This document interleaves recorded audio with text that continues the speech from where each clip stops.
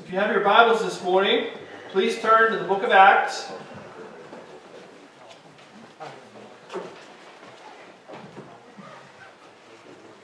The book of Acts, chapter 9.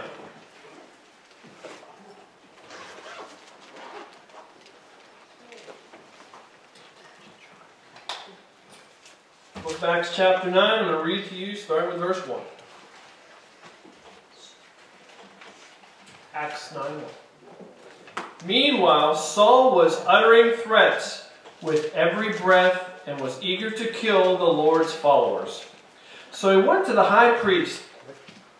He requested letters addressed to the synagogues in Damascus, asking for their cooperation in the arrest of any follower of the way that he would find there. He wanted to bring them, both men and women, back to Jerusalem in chains. As he was approaching Damascus on this mission, a light from heaven suddenly shone down around him. He fell to the ground and heard a voice saying to him, "Saul, Saul, why are you persecuting me?" "Who are you, Lord?" Saul asked. And the voice replied, "I am Jesus, the one you are persecuting. Now get up and go into the city, and you will be told what you must do." The men with Saul stood speechless, for they heard the sound of someone's voice, but saw no one. Saul picked himself up off the ground, but when he opened his eyes, he was blind. So his companions led him by the hand to Damascus. He remained there blind for 3 days and did not eat or drink. Just stopping right there. You've heard that message or that story before about Saul, one of the most feared, hated men, if you were a Christian, because this guy wants to kill me, wants to put me in jail, wants to throw me and my wife and kids in chains and drag us around. And, you know, he's not a fan of Jesus. But who should meet him on the road to go and wipe out Christianity but Jesus himself, the resurrected Christ? So my point is this. A lot of us have ideas. A lot of us have plans. A lot of us have goals in mind. But here's the title of my message today, if Sam approves. That's what you think. Alright? How many times have you made up your mind, well, I'm going to do this and go there, and I'll drive there, and I'll pay this bill here, and I'll go see this person, and you got it all charted out, but it don't work out that way, does it? You make plans, but then something happens. There's a singer you may have heard of a long time ago. His name is John Lennon. In one of his songs he says, "Life is what happens to you while you're busy making other plans." Boy, is that not true. Paul walked into that town with all his buddies. Some say he was on a horse. Some say he was on a donkey. But I've read this in a couple different translations. It really doesn't say that in the Bible. We assume he fell off his donkey or his horse. Whatever. He may have been in a Jeep, or he might have been in a Honda Ridgeline for all I know. I don't know. But wherever he was in, he got knocked to the ground. He had an agenda. When he got that morning and he had his breakfast, he says, well, here's what I'm going to do today. I'm going to go to Damascus, maybe have a light lunch, and then I'm going to go arrest a few Christians, and then maybe go have a snack, and then I'll arrest a few more Christians, and then maybe I'll read the newspaper. And whatever his plan was, got totally wrecked because Jesus stopped him in his tracks. Has that ever happened to you? You know, I think it's good to have a goal. It's good to make a plan. And I've always been curious about, you know, when you're in high school, the guidance counselor or some teacher will come to you when you're, 16, 17 and say, "What do you want to do with your life?" Wow. I don't know, be an astronaut? Be a race car driver? I don't know. I mean, seriously. So, okay, well, here's $10,000. We'll put you in college right away, and then you do this. Well, it's 3, 4, 5, 6 years later, like, I still don't know what I want to be when I grow up. You know, that just happens. It happens all the time. It's a tough one to make your plan. It's a tough one to have a goal and an agenda. But I still think it's a good idea to have a goal and an agenda. I don't think there's anything wrong with that, but I'm telling you this. That agenda, that goal could just be stopped in its tracks, and you just never know what's going to happen. Saul walks into town with one plan. Jesus interrupted his plan. Ever happened to you? It happened to me. You know, some of you don't know me that well. Some of you have known me for a long time. She's known me probably the longest in here. But I had a plan. When I was 18 years old, I was going to be a rock star. You look at me and you're laughing. First thing I heard was laughter. Nobody went, yeah, I can see that. Oh, be a rock. Nobody says that, ever. Right? That's stupid. Why would Tom be a rock star? Come on. Who's going to pay money to go see him and do whatever? Yeah, but my goal was, okay, I'm going to be a rock star. And when I get out of high school, which in my estimation was prison, because I hated school with a passion, got out of prison, was going to take my band, because I had a good band. We were getting out there, we were playing, and we were really making, we thought we were making waves in this area, in the Wampum, Chute, Elwood City area. And I was all ready to do this. We're going to go to the West Coast. We had an agent. We had a guy who actually was going to try to book us along the East Coast, like somewhere in New Jersey, Virginia, maybe into Georgia, Florida. I don't know what his plans were, but he was there, and he was willing to do that for us. So graduate prison, go on the road with my band, and that was my goal. And you know what happened? My girlfriend got saved. Yeah. Then my plans, well, that didn't work out, because she's supposed to be my girlfriend and doing everything. Now she just loves this guy named Jesus. I mean, there's another guy in my life, and she invites me to church. And I said, absolutely not, no way. So I went to church. As you can see, nothing's changed there. And, I didn't want to be there so much. I mean, I knew it was the right thing to do. God was already working in my life. I knew it was the right thing to do, but I did not want to be there. I had a goal, I had a plan, right? And while I'm there, an evangelist was there that morning. Some of you heard the story. I'm going to try to make this real short because I know Jimmy's hungry. But the guy's preaching about the empty life of a musician, right? I'm looking around. Besides the church organist, I don't see any other musicians. So who told them? Who tipped them off? Who told them I was coming? And he preached this message. He said, okay, if you want to get saved after this, get away from hell and death and all that, and you get up out of your pew, and you come to this altar, and we'll pray that the Lord saves you. I'm thinking, no. That's not my plan. I have other plans. That sounds like a great idea. It sounds like the right idea. But that stuff's for old people. Young people want to go have their fun, do their stuff, work the plan, right? Maybe some other time, but no, not today. Not going to do it.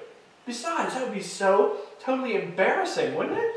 I'm a stranger. I don't know these folks. And to get up and to publicly make a stand and walk down to the altar and pray with a stranger, how embarrassing, right?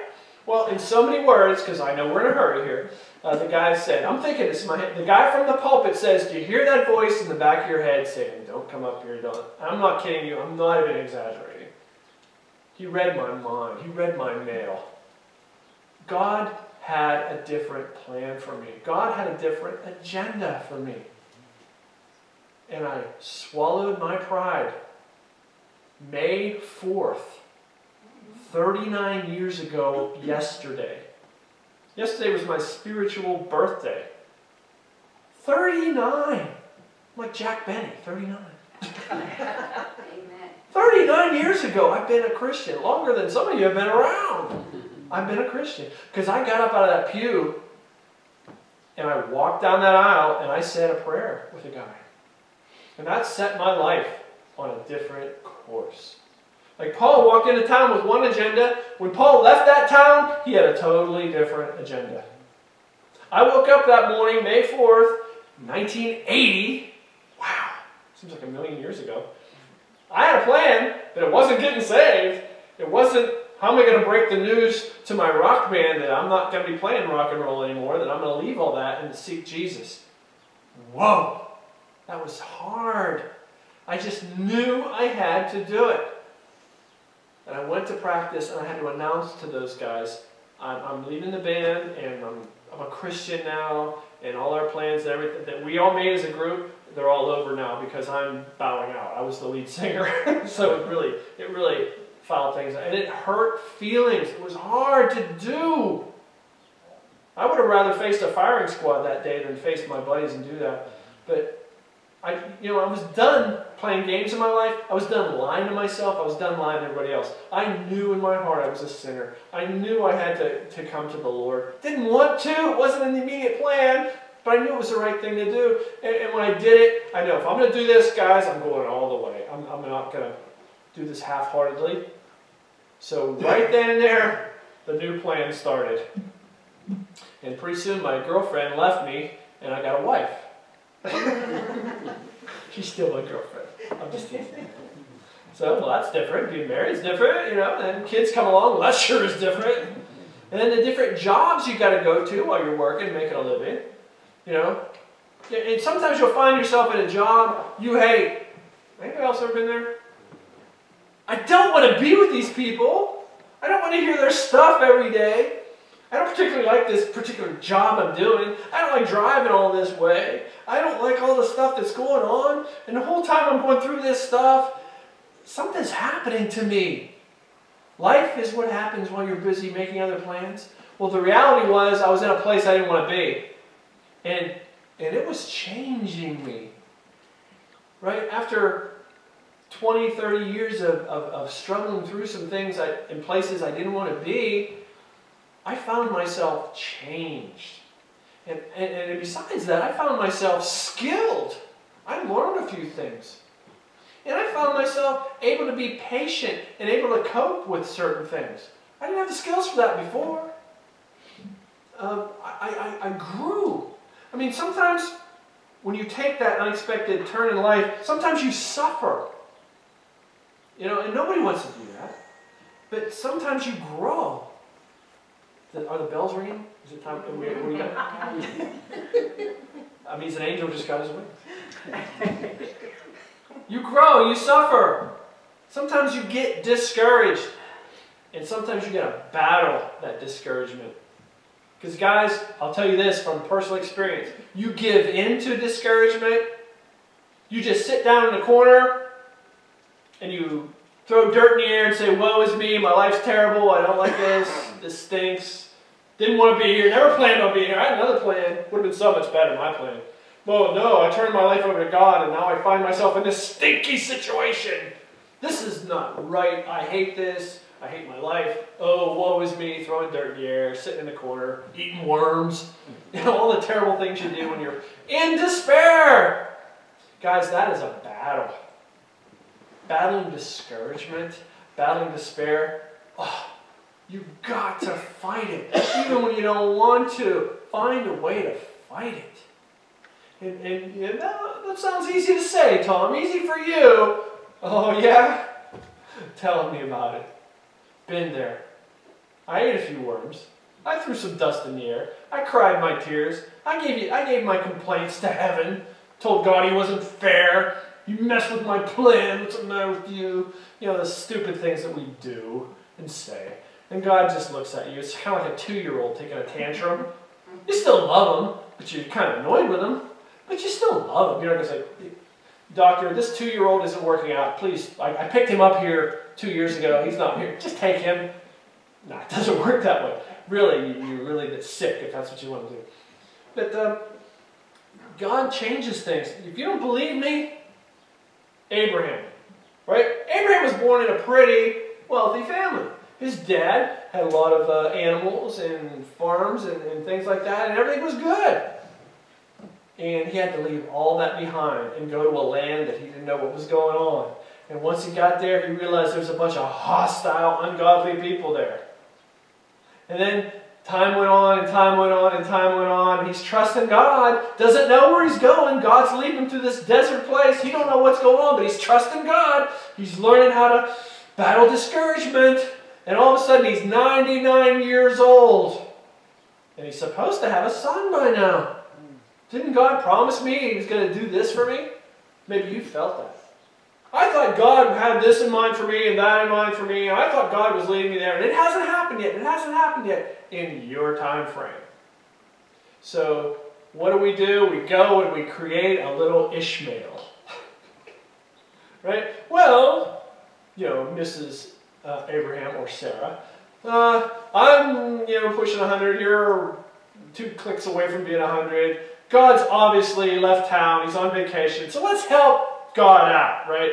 Here's my servant, what I'd like you to do, and Abraham said, okay, wait, I'm not done yet.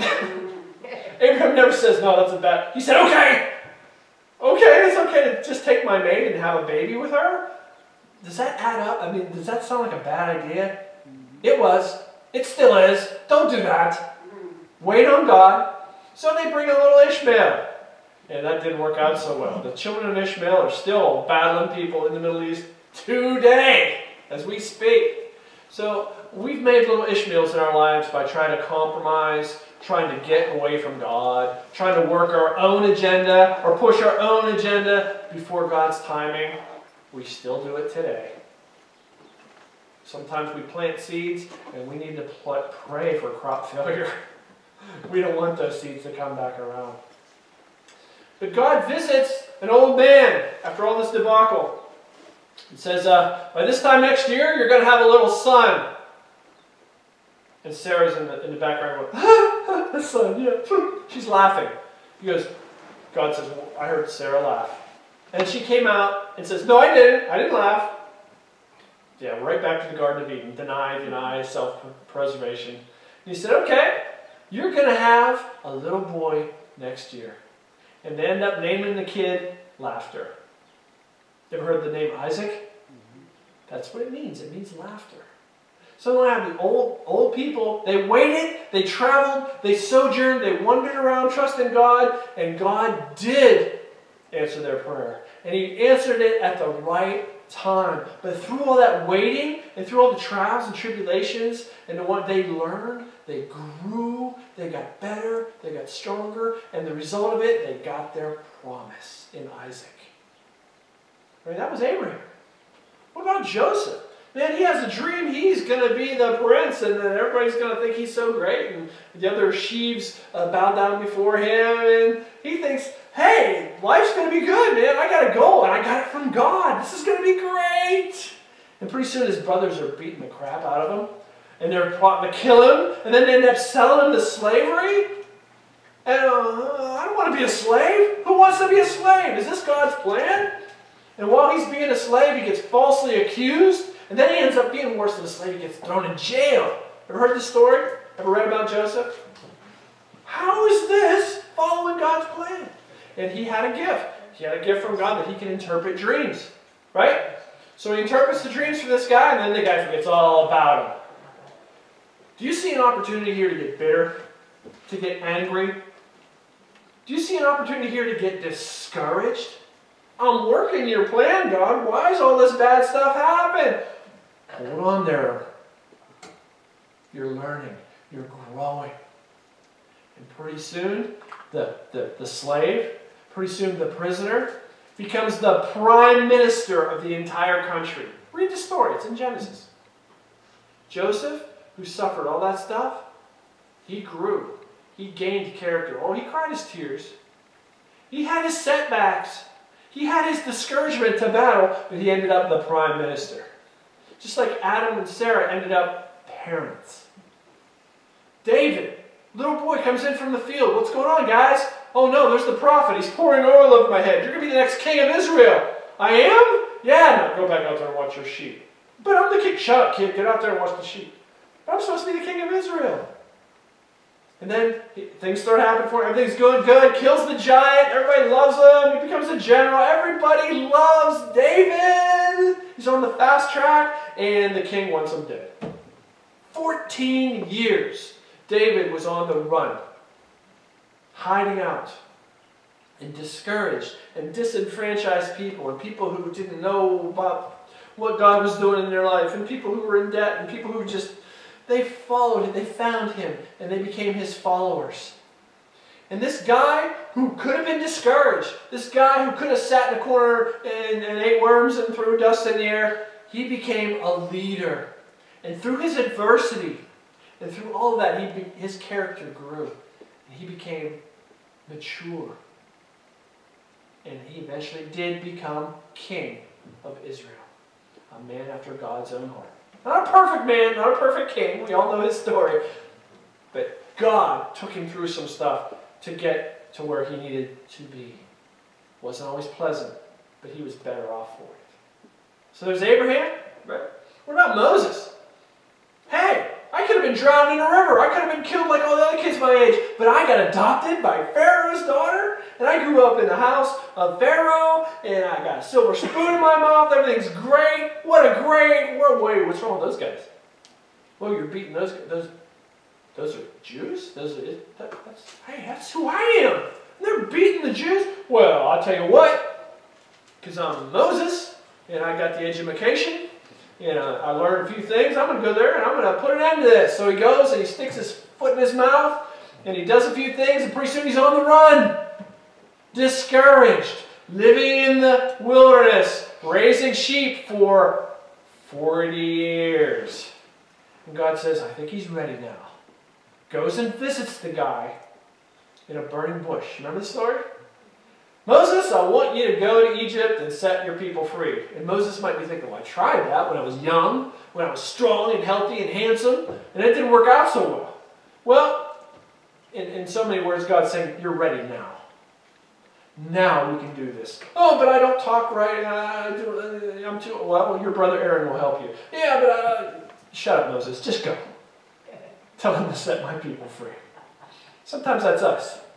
We tell God all our excuses, right?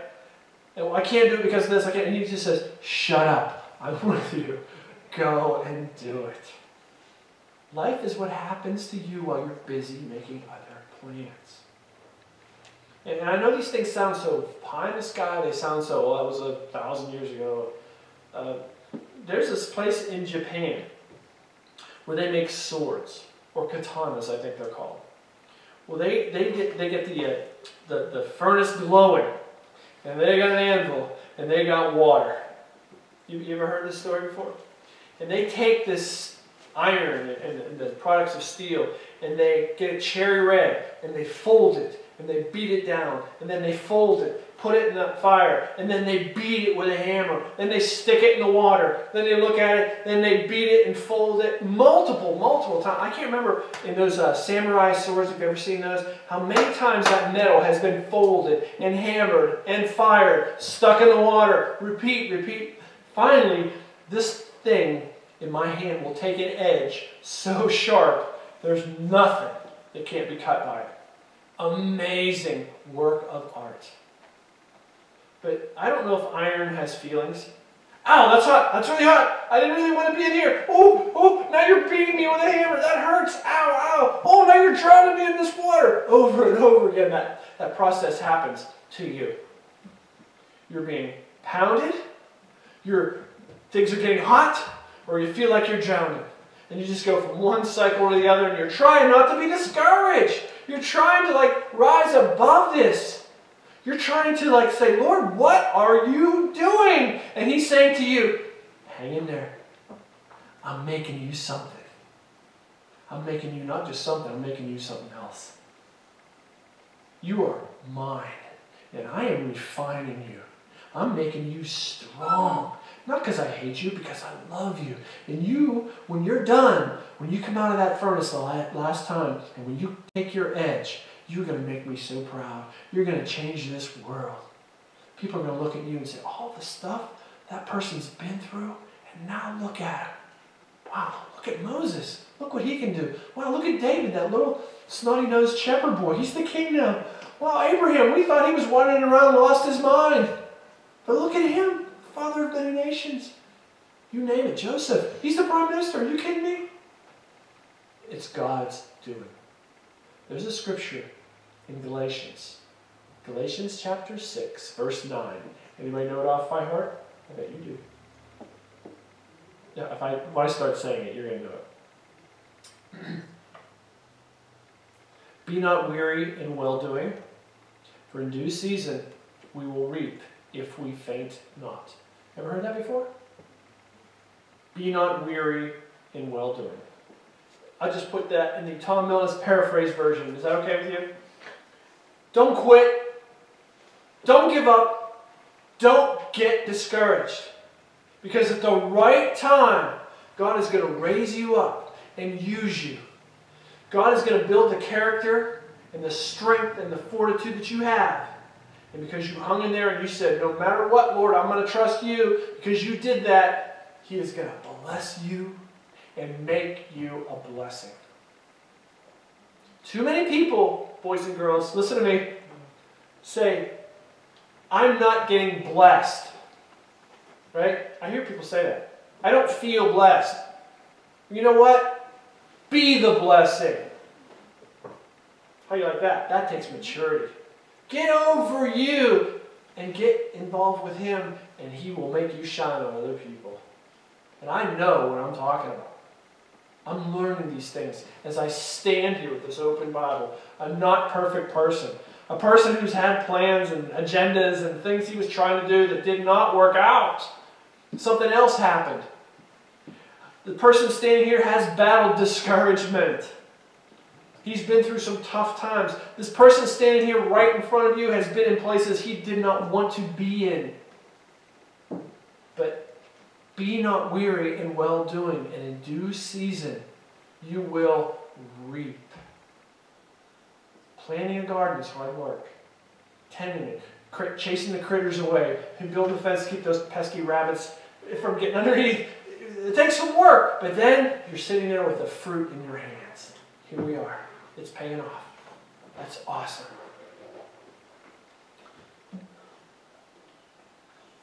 Be not weary in well-doing.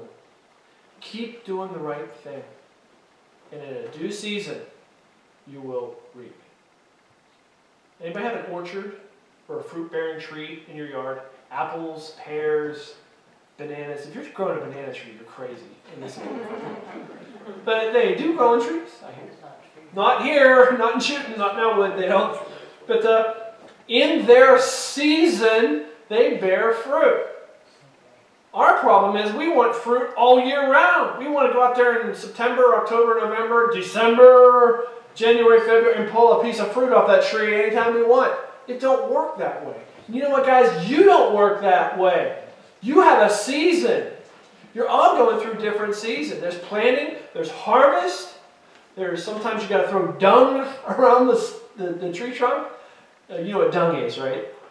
Do you want me to explain that word any further? Am I in the right crowd? You're dung people, you know what I'm talking about? Sometimes the manure just comes out of the sky and it feels like it's falling all around you. Anybody else got to get a witness?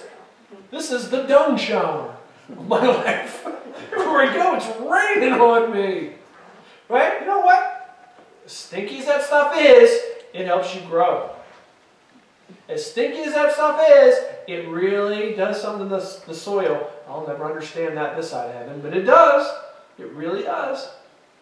And I don't know how you do this. They said there was a little boy who was such an optimist that his parents wanted to teach him a lesson.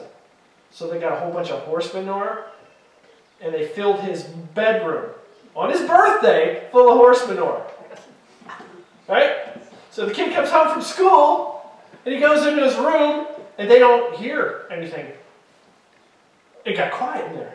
And after the minutes went away, and they don't hear, they're like concerned, so they open the door, and they see this little kid going down into the horse manure, come up for air, and then go down again, and come up, and they're like, Johnny, what are you doing?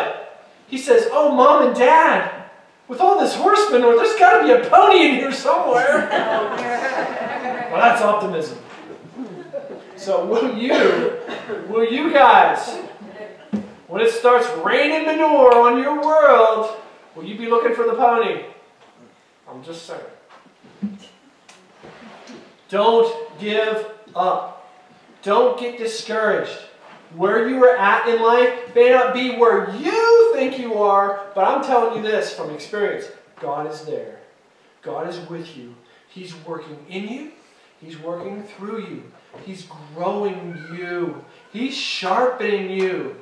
He's seasoning you. And I know that's a hard thing because you don't want that right now. Right now you want the fruit. You just want to go pick the fruit, but it ain't always going to work that way. So that's my message to you today. Don't give up. You may not see who you are yet, but you are on your way. If you are His, you're in the palm of His hand, and He will never bring more on you than you can take. No temptation is going to overtake you as long as He's the boss. Do you get that? Now, I hope that encourages you. I can't jump into your life and fix all your problems. I can't get you a new job. I can't get you a new husband or a new wife, or whatever your problem is. Or your new kids. That's not me. You and God got to work this stuff out. But in the meantime, don't give up. Don't give in to discouragement. You will feel it.